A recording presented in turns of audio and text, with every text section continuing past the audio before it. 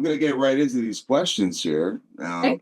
Again, I didn't have much to go on as far as your background, so I apologize. But I do see here that you worked with Mike Varney.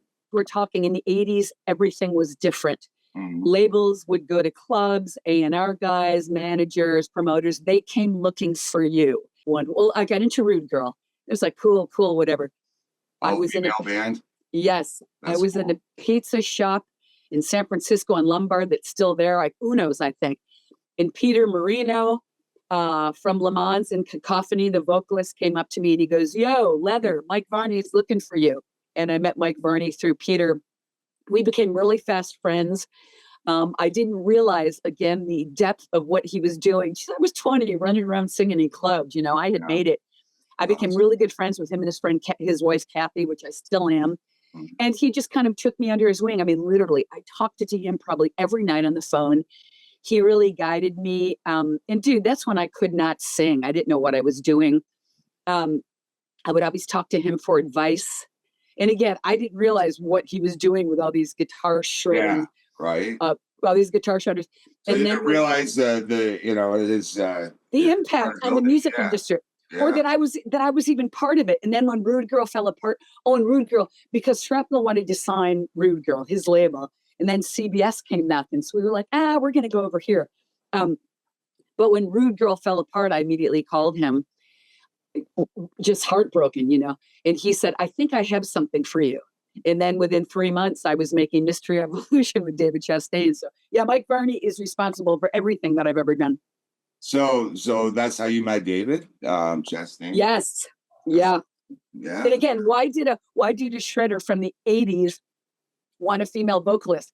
I'm not sure. I think it was because of the keys that he was writing in it. I have no idea. I should ask him that someday.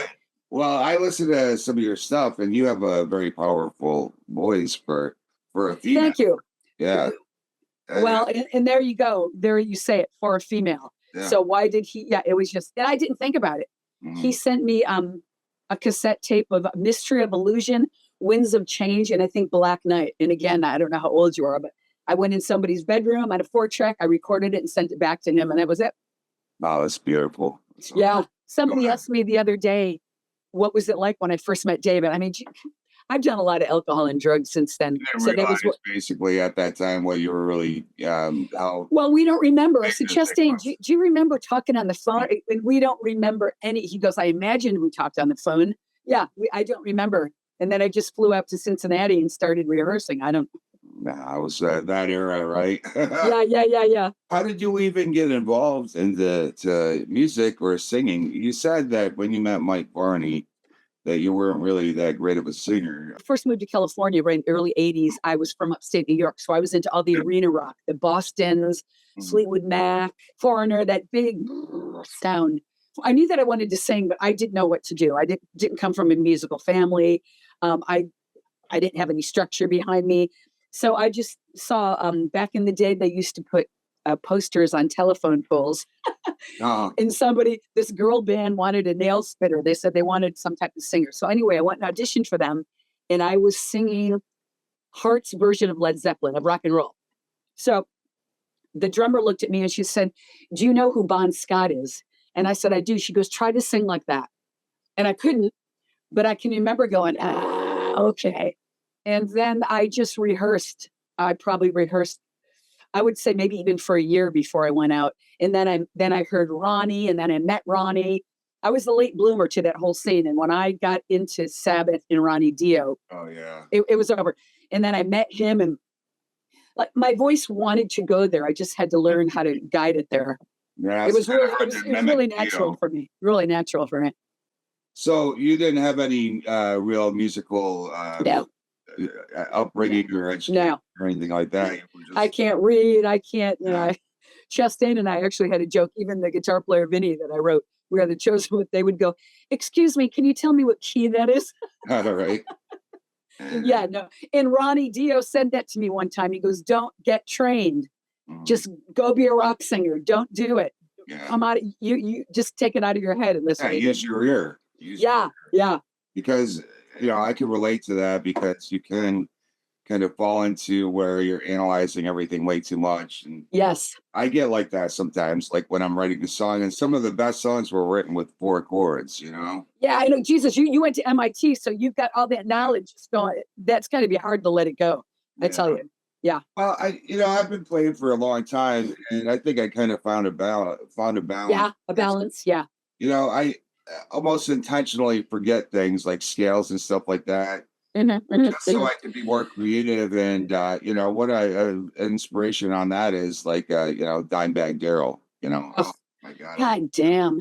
I know. I got into Pantera late too.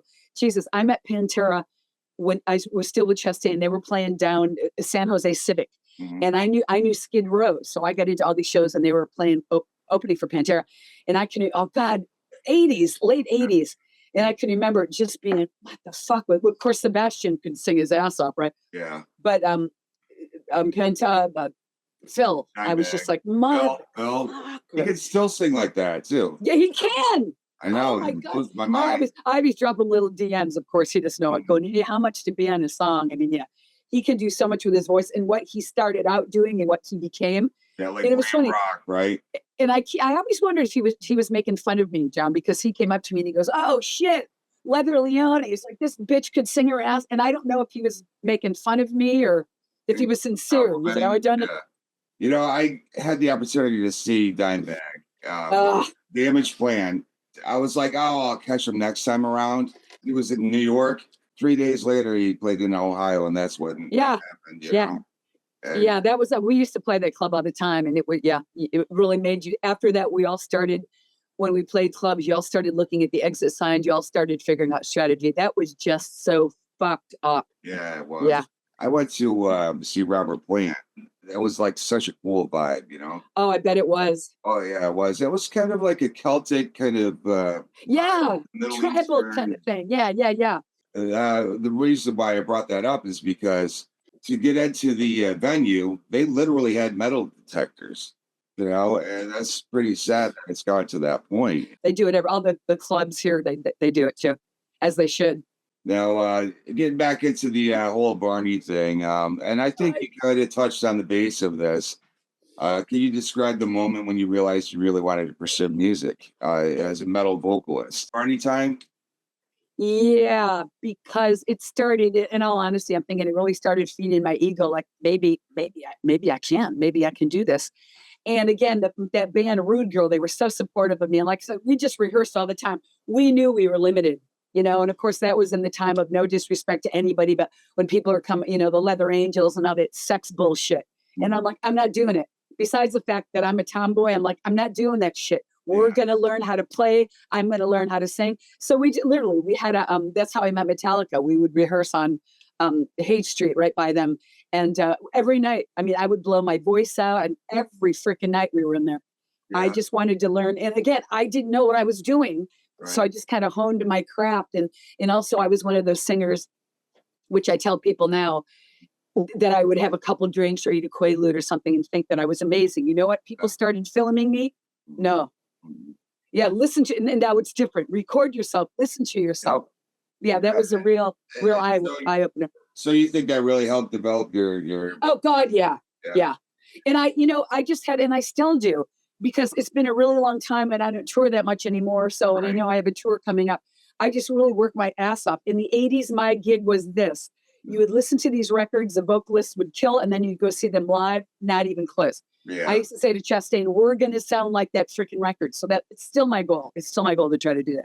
Unless you're Rob Halford.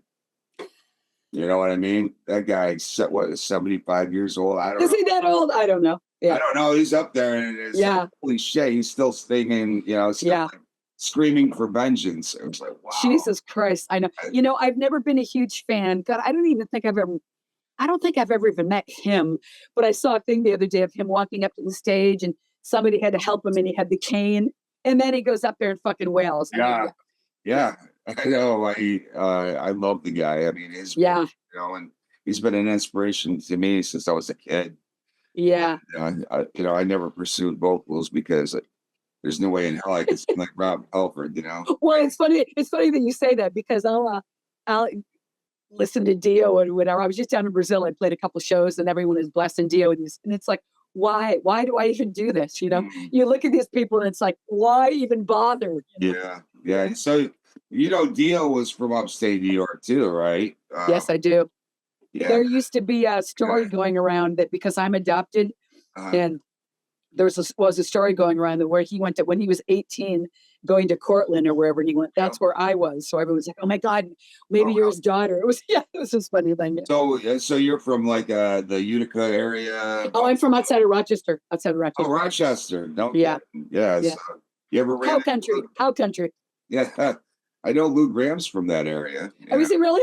Yeah, I didn't know that. Rochester. Yeah. Yes. So, what was the creative dynamic like with Chastain, especially during the production of those? Well, Chastain was in which I have learned since then. A band can't be a democracy. There has to be a leader. Chastain, it was always his band. He wrote everything. I was terrified. Yeah. Of course, I had learned the songs. But again, David Chastain always had a lot of faith in me. He used to just say to me, "Do your Leather, just do your thing." Mystery of Illusion is a pretty bad record vocally, but back then you just press the reverb button, right? Yeah. But I still have a weird relationship with the studio. I don't really like her very much. It's very claustrophobic for me, as you can see. I don't stand still. But Mystery of Illusion, when it was done, after I would listen to it, I can remember listening to Black Knight because, there was Steve Fontano at the time who was producing it. He has how would you know him? He has a couple songs and a couple of share records, whatever. Him, Peter Marino, the Cacophony and Le Mans guy, and Mike would be there, Chastain. So there I was, this little fucking fat girl with these 4 monsters, telling me what to do. But when I listened to the result, I was, wow. But again, I didn't have a business sense. It's like, okay, cool. Okay, see you later. Yeah. But it was very scary for me. And again, I listened to it now and I couldn't sing. Like the soft parts, I didn't know how to control my voice. But it was amazing. I'm like, shit, It was amazing that David gave you that opportunity anyway. I don't know why. Yeah. And from what I'm hearing is that you didn't really have much experience before. No. I'd never been in the studio. I mean, Rude Girl, we'd put the little tape on. No, but I was ready, And like I said, I knew Mike Varney was always in my freaking corner. So, you just have a couple of people to tell you to do it. And I tell that to vocalists, don't be afraid to suck. Sing the wrong key. That's how you learn. It's okay. It's okay. Yeah. So when do you think you really developed your voice over the 5 albums? I would say that's interesting. What did we do? Mystery, Ruler, Voice. I think it was the 3rd record, Voice of the Cult. But then again, I didn't like the way they were mixing me. Yeah. It was at Arena. I don't really sing that clean, whatever. There's different. I sing differently. Sometimes I sing clean. Sometimes I get a little dirtier. Yeah. But Voice of the Cult, I can remember going, I can do this. I can fucking do this. I was in the studio by then. I knew what I was doing. And I think, didn't Chastain let me do, isn't I Am the Rain on that? So anyway, he started throwing me a bone. He'd throw me a song. And he would let me do the melodies and everything. So yeah, Voice of the Cult. And I think that's when we really toured, right? After Voice of the Cult, I started feeling like I was okay. I knew what I was doing. Yeah. You were coming into your own. Yeah.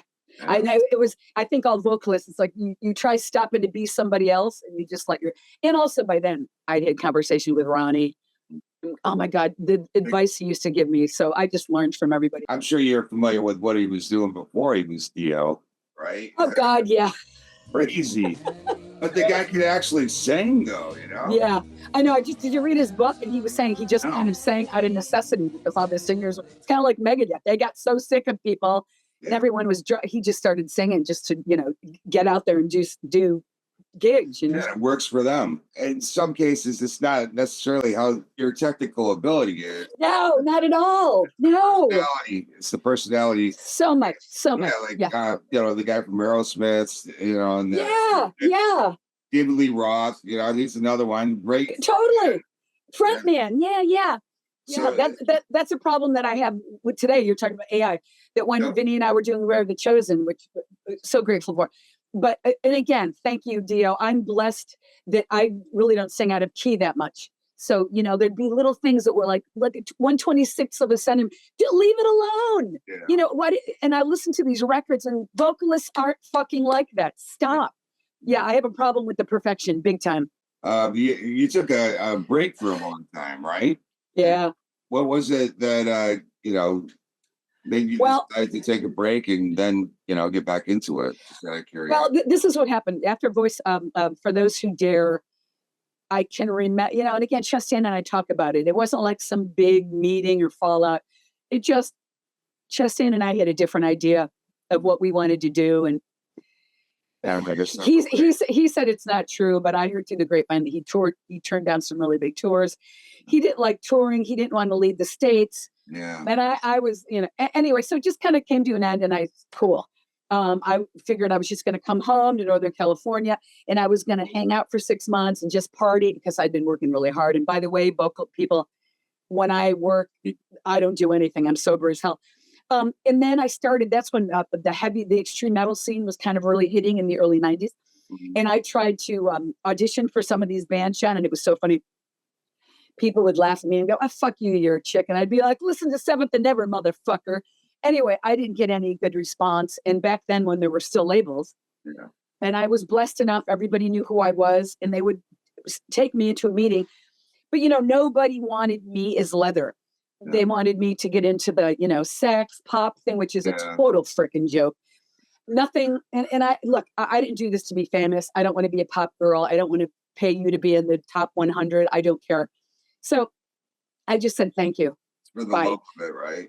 Yeah. And, you know, I was very proud. And, you know, damn, I was in the history books, right on.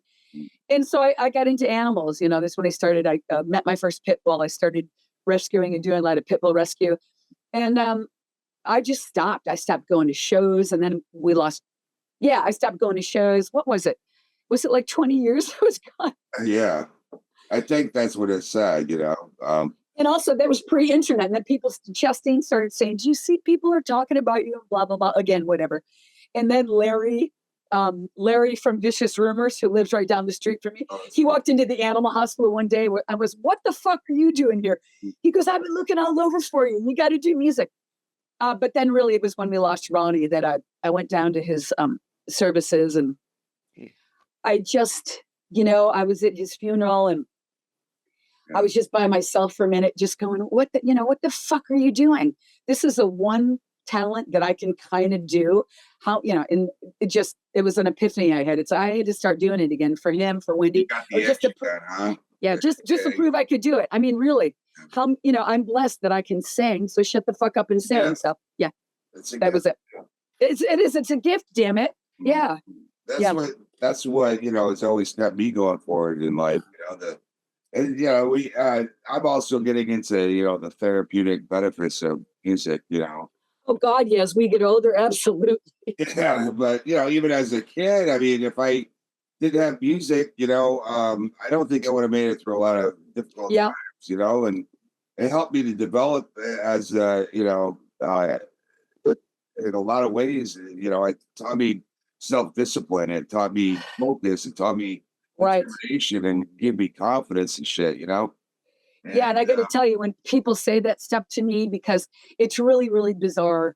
You know, when these people that are huge now, they say I was an influence. That's such a weird thing for me. But when people come up to me at shows and say what you just said, you know, "Oh my God, I was going through this. I was going through this. Your music got me through it." You're like, whoa, that's why you do it, right?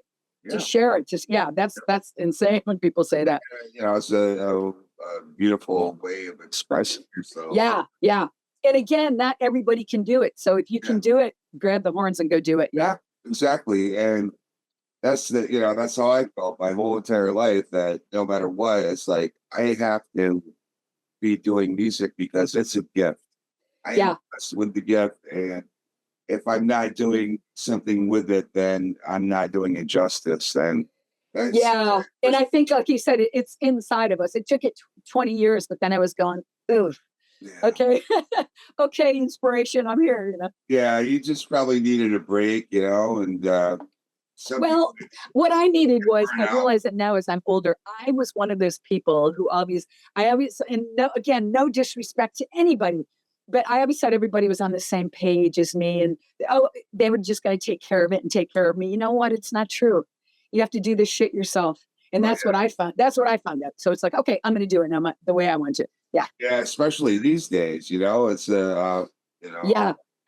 When I went to the Musicians Institute, you know, they were really encouraging the, self-promotion and your social media. You got different time. You know, in the 80s, you didn't do that. In the 80s, you had your publicist. For everything, you know, and it's definitely more challenging, I think, you know. Yeah, but you're right. But we can control everything now, right? We can say what's put out there. But the disadvantage of that is that, you know, everybody can do it, and everybody. That's right. Everybody thinks they can do it. Everybody thinks they can do it. Yeah, yeah. And then, that's a challenge. That's a challenge for sure. It ruins it for those that are truly, you know, talented, because. Yes, it's not about talent. It's who's more popular. It's not about talent.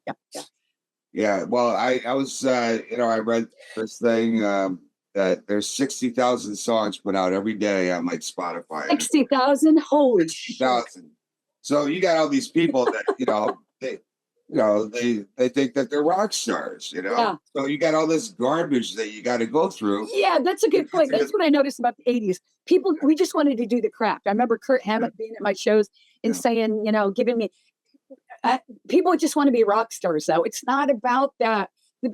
People want, it's for ego, I guess. I was never like that. And when I was with Chastain, I even had labels tell me that. You need to have more of an edge, more of an energy. Why? It's fake. Yeah. I'm not saving the world. I'm just a vocalist. Yeah, I always said that, Robin. Fake and bullshit. Yeah. Yeah, yeah. So now you have to, like, the passionate artists and the virtuosos and the talented people kind of get pushed aside because it's all in the mix of the garbage. Yeah. And it's hard to sift through the fucking garbage. Everything is so homogenized. I got to tell you, when I was in LA, when I first came back, it blew my mind how many hit singles, pop singles that they were out where the people really couldn't fucking sing. It was all auto-tune. I was like, what? Yeah, it's all auto-tune. Auto-tune. They had like, they would grab the people that were popular on the television shows, and I'd be like, what do you do when they play live? But I guess there's a way to auto-tune when you play live. Anyway. There is. Then you got people that are voted, check this shit out, right? And I know we're going to, I'm going back and forth with the questions here, but I like to flow, so I hope you don't mind. I'm good. I'm good. I like conversation. But to get on, back on that topic, I swear to God, there's a magazine that rated Taylor Swift as the best guitarist. Yeah. Did you see that? Yeah. That's unfucking believable. I was like, well, I guess Steve Vai, got a lot of competition, I mean, that's what it takes these days is 4 chords. Well, and they pay everybody, but wasn't that crazy? Everyone was laughing at that. That's just bullshit, Yeah, but she's popular. She makes the money for everybody. Yeah, absolutely. It kind of reminds me of like misinformation that's just doing it, and just publicity. They don't give a fuck if people believe it. They're just putting it out there. I think she knows too. Yeah, she's laughing all the way to the bank. Yeah, absolutely. Yeah. I mean, come on, she's a fucking billionaire. Yeah. Compare her to a lot of female vocalists. She doesn't have any range. But she writes good songs though. Those are great pop songs. Yeah. Everybody's, it's and that's what it's about too. It's the song. Again, it's not the talent. I can remember when Madonna came out, we were all going, now I listen to it. Those are great fucking songs that she was writing. Yeah, it's about the song. But the whole pop thing is, it's a business. That's what I say to people. Yeah. It's called the music business for a reason. And I was actually talking to someone recently that I think I'm just going to retire. I like how we say retire this year. Nothing's happening. All the big festivals are saying, let me know when Chastain comes back. And I'm tired of it. So you have your own project going on right now. Is that why you were in Brazil? You had a. Chastain doesn't want to tour. In 2014, a promoter from Brazil got in touch with him. He said, not interested, but here's Leather. I started dealing with this guy. I started going down there. I got a band, So what has that been now? Holy shit, 11 years. A young guitar player. Oh God, they're all in their 30s. I love it. Yeah. Brazil is different. There is talent on every fucking street corner, but they don't have the ego. They aren't macho. They just want to play songs. They don't care about being a rock, about the way they look. They just want to write good songs and play. That's all they want to do. It's so refreshing. So yeah, I have a band down there. Like I said, I was just down there. I played a couple shows. Yeah. And Brazil loves me and they want me down there. So I have promoters. I'm working on a bunch of stuff. But yeah, I go down there. So are you coming out with new material with these guys, the younger guys, or I don't know. I don't know about some AI. You can write a whole album in 5 minutes. That's actually what I was thinking. I don't know. I seriously don't know what I'm going to do because again, I want to, I just can't get on the festival. Oh, I know, because it's a music business. That's why it's called the business. In the business, the business isn't really allowing me back on that wheel. So I don't know. I'm working on a tour. Business. I'm working on a tour this summer in Brazil. It's kind of a really different thing. I'm working on some stuff. My friend Lorraine Lewis from Femme Fatale, she's getting Femme Fatale back together, and her and I did we did a song together. One was in January, which people are really gonna shit over. Yeah. And I'm supposed to go down and do the video with her, but because of what's happening in LA, where kind of everything's on hold. So that's going to come out. That's going to be great. I mean, I have stuff going on, but my thing is I want to tour. Yeah. And it's just really hard for me to tour. I can't get anybody to bite. So we'll see what happens. Yeah, it's difficult trying to, get, yeah, if David would tour, I'd be on the huge festivals, but they don't. He's done. And that's okay. Yeah, because I tried, being a booking agent for some of these guys. It's insane, right? Even, the legendary artists, have been having a hard time. Yeah, exactly. Especially now, post-COVID in Jefferson, the insurance companies lost so much money, and now they're afraid. Like the guy, if Metallica's playing over here. Exactly. And, of course, people are going to go see Metallica, not me. And Brazil doesn't have that much money, so they really have to flat it out. So, but yeah, I'm not sure what I'm going to do. I always say that I'm going to retire and stuff, and then I go play a show. I'm like, yeah, right. I'm going to start. I retired.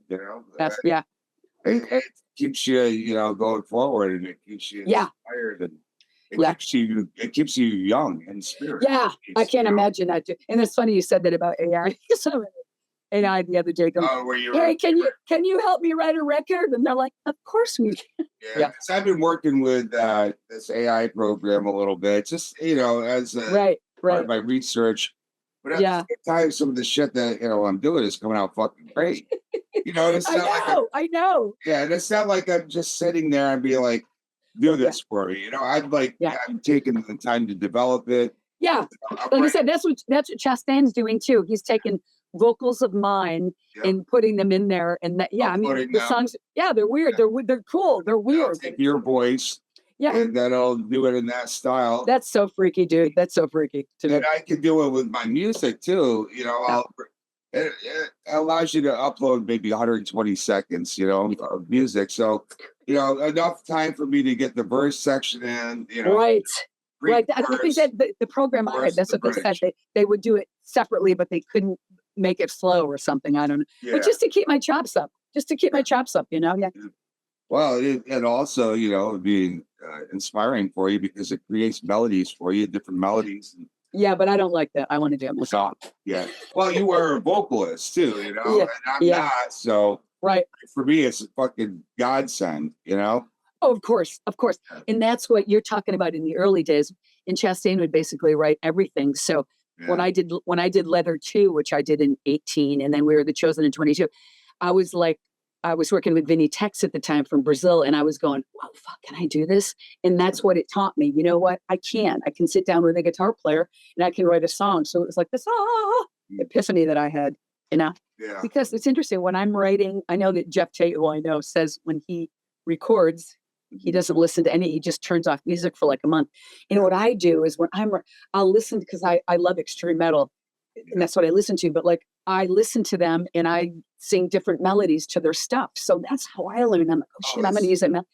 And speaking of extreme metal, that's what I love about Brazil, that I love extreme metal. I do not do it, although I was pretty extreme when I came out, right? But there's a band that I have worked with down there that they're huge in Brazil. They're called Torture Squad. And again, I don't know the terms, Black Death, I don't know. Yeah. But the woman who's 30, she just got in touch with me on Instagram one time and said, oh my God, you've influenced me. You weren't even born. But anyway, she goes, look, I wrote this song with you in mind and like your vocals in mind. So it was called Warrior. And they were playing a huge festival last year in Brazil, Summer Breeze. So she goes, and I was going to be down there. She goes, come on stage and sing the song with me. I don't know how many people, 25,000, whatever. Nice. And then it worked out so well that we recorded it. Yeah, it's on YouTube. It's Torture Squad with Leather Leone. So, and I just went and did it with her again. So it's cool that I'm breaking into that extreme metal thing, which I love. The guy that did my cover, extreme metal. The studio that I recorded, we were the Chosen in Poland, extreme metal. So they give me all the street cred, I had a promoter working on a tour with me and the guy from Metal Mike, the guy that played in the Helford record, that guitar player.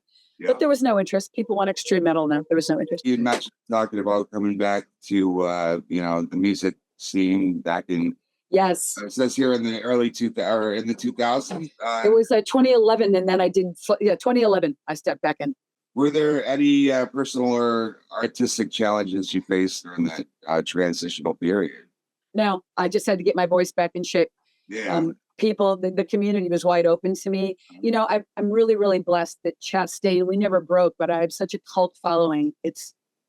Awesome. I'm very, very lucky because again, what's my claim to fame that people still know me? It's because in the 80s, it was me, Doro, Lee, it was this tiny. Yeah. So people, we didn't, I had a conversation with Doro. We didn't sit around and go, oh yeah, we just wanted to rock like the guys. So that is my blessing. And Chastain obviously had distribution deals all over the world. So I'm really blessed. Well, no challenges. You sound like you're blessed right now. I mean, I know, right? When I talk to music scene in Brazil, obviously they're a lot more supportive of. Yeah, and it's crazy. There's still clubs everywhere. It's like it was in the U.S. in the 80s. You can play everywhere. People are rabid down there for metal music. It's like Germany. Yeah, guaranteed, like 25,000 people showed up. Like no FCS once, Yeah, it's sick. I miss that too, Well, of course we do. Yeah. It's very rare that people are going to experience that now. At least in the United States. United States, I've seen. Like in Brazil, you were saying that. Yes, they have Rock in Rio. They have Summer Breeze. Yes, Rock in Rio. That's what I was thinking of. But. And you make me think when I moved here in 82 or 83, what was it? The US Festival? Yeah. What the fuck? I went to that thing like, whoa. Yeah, what was that show with one of the last shows Freddie Mercury played back then? That was I know. 100,000 people or something like that. Oh yeah. That was insane. Yeah, can you imagine? What's the most amount of people estimated that you've opened? Probably Kiss. There's 20,000 at Kiss. Nice. Yeah, and I can remember it was in Dayton, Ohio, which was Chastain country. That's how we got the gig. Again, back in those days, you remember the promoter would call up and say, "Who's the big local band?" Yeah. So we got a lot of gigs. Dude, I just walked out and I bawled like a fucking bitch. I was fucking crying. I just said, I knew you'd be here. I mean, it was crazy. But probably, that was the biggest thing. 20,000 people, Yeah. I've never, opened up, or played in front of that many people, no matter who I've opened up for. Yeah, I mean, it certainly humbles you. You're like, holy shit. They couldn't pull me off the stage. Yeah, it's like these days, I mean, that's... You're lucky if you get 2,500 people to show up. It's really hard. It's so hard. Yeah. I went to, for example, Godsmack. I love it. I love it. Great band, Oh. And there were so little people there. You could have just walked right up to the front of the stage. Really? It was in the States. In the States, right? Yeah, I couldn't believe it. And he's like, he was just telling people that just come on down. And, yeah. I've always had that. I should be touring with Godsmack. I've always thought that for 10 years. I should be opening with Godsmack. I always thought that. But yeah, I like that band a lot. So do you have a booking agent now? I have a couple of them, but I just need to get on a good festival circuit. Or it's like, look, I will open for 20 bands. I'm trying to fit into that. I will play every night for 20 minutes. I don't care. Right. But again, I have to. Right? Yeah, I have to be more proactive. Yeah, I just see these packages with 6 bits. Throw leather on it, man. But I'm talking. I have some conversations going on. Yeah, I just love to tour. I love to not know where I am. I love to, and again, I can't, I go party. I don't drink. I didn't do anything. I do my show. I wrap on my throat. I go to sleep. Yeah. Well, you get to a certain point where it's not fun anymore, Yeah. Well, yeah, people always thought again back, oh my God, you must have partied so hard. No, it was the straightest time of my life because I'm a wino. I love to drink. Yeah. But I would do sleep's really hard for me, but literally I would do shows. I would wrap up my throat. Me and my lighting guy at the time, we would go run stairs at the hotel. I'd run stairs for 15 freaking minutes, take a shower and go to bed. Yeah, it's not like I was, partying. That's for the band. That's for the band to do. You're talking even back then, or are you talking now? Yeah. Oh, even now. Yeah. Well, even now I can understand, but back then, during that yeah. What?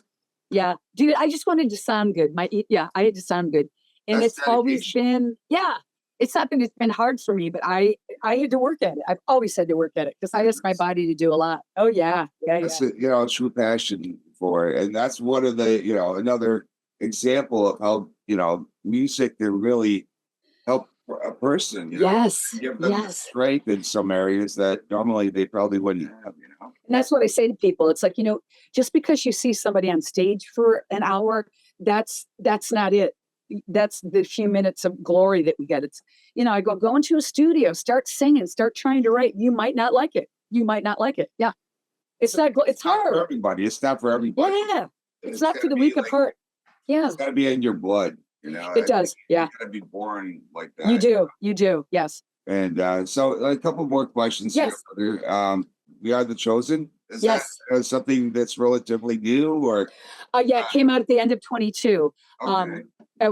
Again, Vinny Tex and I wrote. I'm extremely proud of it. We went to Hurt Studios in Poland, which again is a huge extreme metal.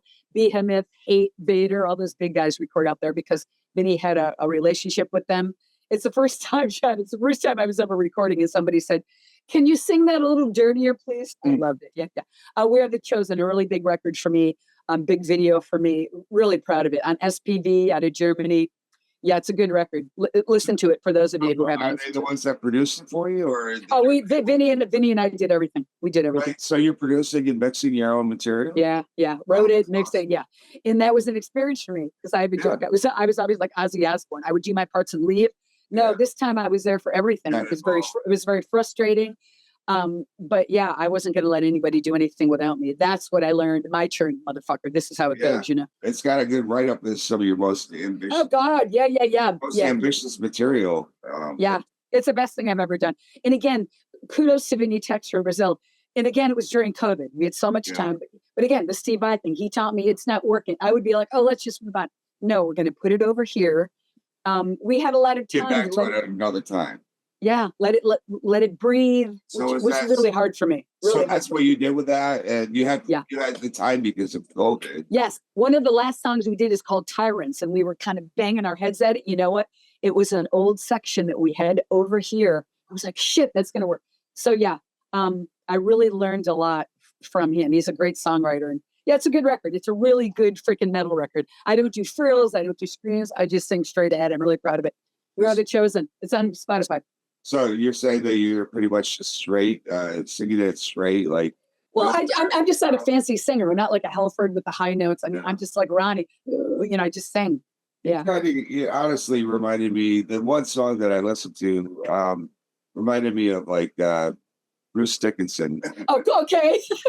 Yeah, it kind of gave me that. It had that vibe to it for me. I mean, that's funny that you say that because it's always like do. And I listen to some of my tracks. I'm like, shit, I stole that right off Dickinson's Play It. I mean, looking back, how do you feel your music and voice have evolved over the decades? I know you discussed this a little bit when you found your own voice, or you feel like you did, on the third album. Yes. But stop trying to do what you're good at. Because I would be in the studio trying to do that stuff. I'm really proud. But then again, I'm like everybody else. I pick. I think those last Chastain records, I liked the production of We Bleed Metal, but it was just too clean and too girly. But then again, we did everything with standard tuning, right? Yeah. I don't know. I'm really proud of it, but I'm one of those standard tuning now on that. No, I go down half a step, or probably even go. It actually, somebody said that to me the other day. They're like, "Oh, it's more range." Yeah, it's like, "Oh, I'm sorry that you can't sing anymore." And it was like, fuck you. It's about the horrible tuning. So let's drop it down a whole step, you know? Yeah, I'm thinking about it. But you know, yeah, because I like heavy and you have to change with the music, but I sound like a 12-year-old girl because I was a 12-year-old girl. But, and again, I can't listen to anything. Once I do a record, I can't listen. I can listen to We Are the Chosen a little bit. I can listen to Shockwaves a little bit, but I can't listen to myself. It just, I can't. You know why you feel that way, or because you're too critical? Yeah, I'm too critical. Yeah. It's like shit. Yeah. Too critical. And then you're always going to sit there and pick it apart. And yes. Yeah. I could have done this. I could have done that. Yeah. You got to find a happy medium with that. Yeah. And again, shut up and enjoy it. Everybody else does. Right? Be proud of yourself, you know, for producing it and following through with it, you know? Yeah, exactly. But, you know, Jesus, I'm so proud of it. I'm so blessed with what, again, because we never broke in Chastain. Again, we had two different ideas of fame. Or what we wanted to do. He hated touring and I wanted to go do big tours. So I'm pretty lucky. So what drives your passion for metal all these years still? What was really, you know, you said something about the certain kind of metal over in Brazil. So yeah, I don't know. Like you said, it's just inside of me. And at this age, I never thought that I would even be able to do it. Yeah. It's really hard for me to go to I need to sing now. I mean, like I said, I'm not going to do this anymore. And then I go on stage, you know, only in front of like 400 or 500 people, but it's just inside of me. And I guess it's really important to prove to myself that I can still do it. You know, I'm not personal challenge for you. Yeah. I mean, although, you know, it's like, oh my God, you're 65. Yeah, motherfucker, this is what 65 looks like, you know? So it's really important to me, especially for all the young people that I know, to keep going. Yeah. And I thought I was done. It's inspirational to me, you know. Good. Yeah. I mean, I thought I was done. And all of a sudden, I mean, all this stuff is happening. So it's not about age. It's, I don't know. It's just, I have a lot to prove to myself. I pray I'm still doing music by that, you know. Yeah. Seriously, you know. Well, like you're saying, it keeps you healthy. I mean, it does. Spiritually, it really, you know. Yeah, and it's a challenge. You know, as soon as I talk to you, I mean, I'm going to go and do Soul Cycle. I mean, you have to be committed, man. Yeah. It's a great outlet for you. Yes. If you could give one piece of advice to aspiring metal vocalists, what would it be? Keep your clothes on and work at your craft. Yeah, I'm so many, whatever, people like, why don't people respect my guitar playing? Probably because they're looking at your cleavage. And working your craft. And I say to young people, there's this girl, Skylar Jade, who's a stepdaughter of Tyson, who plays bass for Vixen. And I've been talking to her. She's just a phenomenon. She's on stage with Megadeth. She knows everybody. And she asked me this question: just work hard. Don't be afraid to suck. Don't be afraid to sing in front of people and be out of key and listen to yourself. Yeah, just do it. But I think that's my big one. Working your craft. Don't be afraid to suck. Don't be afraid to sing out of key. And why do you feel that that's, that's okay? What is the underlying theme that gives you that? Because I was obviously like, oh my God, I can't do that in front of them because it'll be incorrect. It's okay if it's incorrect because they're going to help you fix it. Yeah. And I think that everybody thinks, I mean, it took me 100 years to be able to sing. So go take your time. Yeah, you have to work at your craft. Keep your clothes on and, keep going. When people say no, okay, I'll fill in over here. And you have to do it for the right reasons. Like we're talking about, you have to do it because you want to be on stage and share it, not because you want to be a pop star. The love of it, it's not the love of it. Yeah. It's not for the fame. I mean, No, I mean, what kind of money do we make, Yeah, it's a nice part, but especially these days, favorite album you've ever recorded? I assume it's probably the We Are the Chosen. Yeah, the latest one. Yeah. Okay. Most unforgettable live performance. Probably. It might have been Alice Cooper. Probably Kiss. The first arena I ever played. It was New Year's Eve, 89 or 90. Yeah, Dayton, Ohio Arena, which they just closed with Kiss. Yeah, it was wonderful. Yeah, it was really good. It's awesome. And one artist, living or dead, you'd like to collaborate with? Oh, Dio, my God, Ronnie. Oh, Dio, yeah. Shit. I would love to work with him. And it's funny, I just found one of the last times I saw him, and we were talking, and that was when AM, hey, Angel. Yeah. And I had a copy, and we were talking about it. It was after Chastain. I was like, whatever. And he wrote it down. He goes, don't ever stop. I'm actually probably going to get the tattoo on this older. And he said that he said, you're good enough. Don't stop. Don't listen to the noise, But yeah, Ronnie Dio. I actually, when I came back, I was talking to his camp about me, because I don't do Dio. Everyone's like, oh, let's do a Dio cover. No, but I wanted to, the way Natalie Wood did with her father, Nat Cole, do a song with him that way, record a song, with him and put my voice on it. With him. Yeah. That's a good idea, actually. But no. Oh. They were like, I'm sorry, who are you? Yeah. Yep. That's a good idea. All right. Well, Leather, it's been a pleasure. Thank you so much for your time. Of course. Thank you so much. Yep, thank you very much. Ciao, ciao. Bye. Yep, take care.